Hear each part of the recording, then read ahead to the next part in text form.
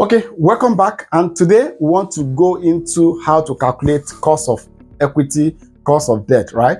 As a follow-up to the cost of capital video that we made, right, in the last video. All right, so we said in that video that our cost of capital in this case, cost of capital here, because we are not using only one source of finance, is same thing as the weighted average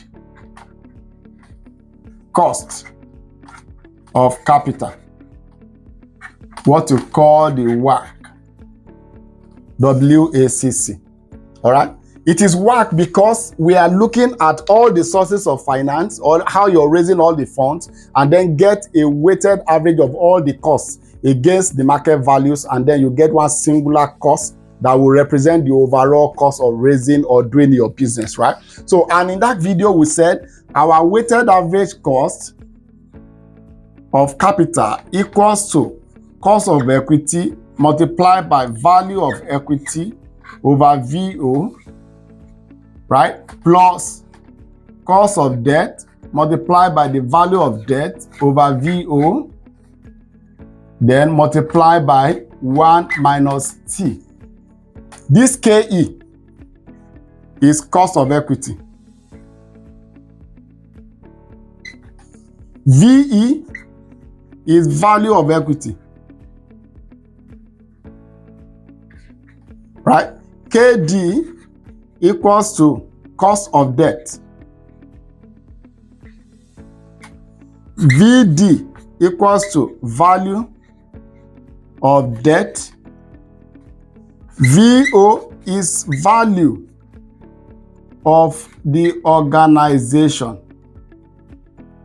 And that value of organization is VE plus VD. And then T, of course, is a tax rate. All right? Tax rate is coming here because this is debt, right?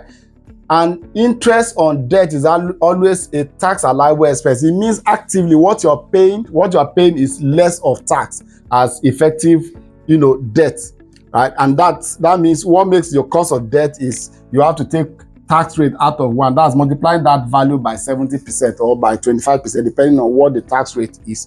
All right.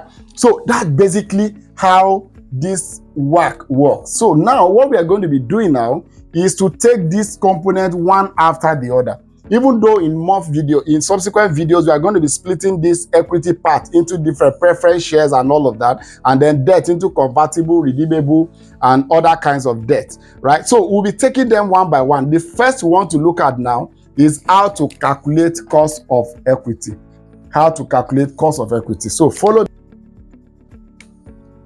Okay, so the first approach, right? The first thing we're looking at here is cost of equity, remember?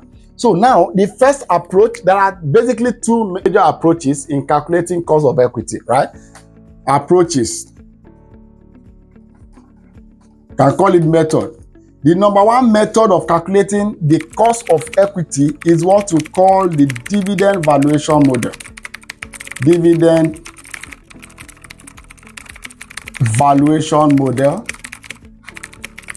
And this is DVM.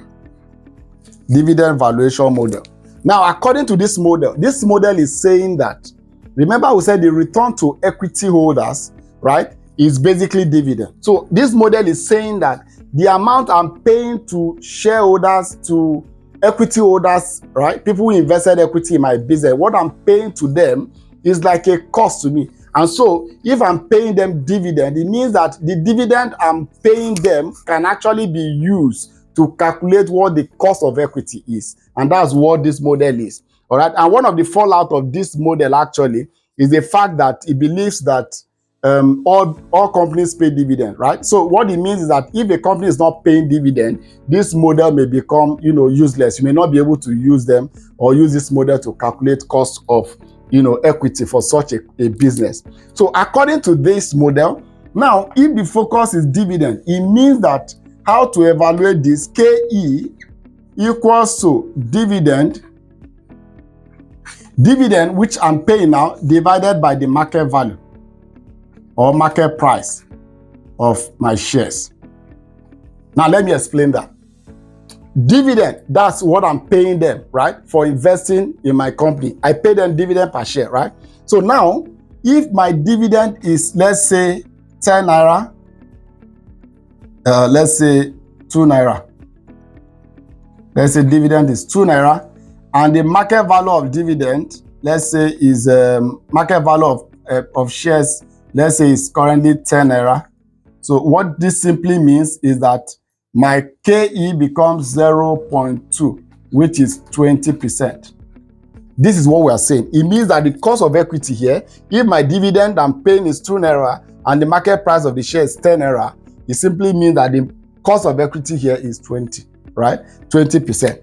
Now, look at this now. According to this model, KE equals to dividend divided by market price per share XDiv. Now, this XDiv is simply saying that the most recent dividend that they paid must be reflected on the market price, must be reflected on that market price. That's the essence of this XDiv that you're saying, right? Now, this is where we assume where there's no growth, where there is no growth,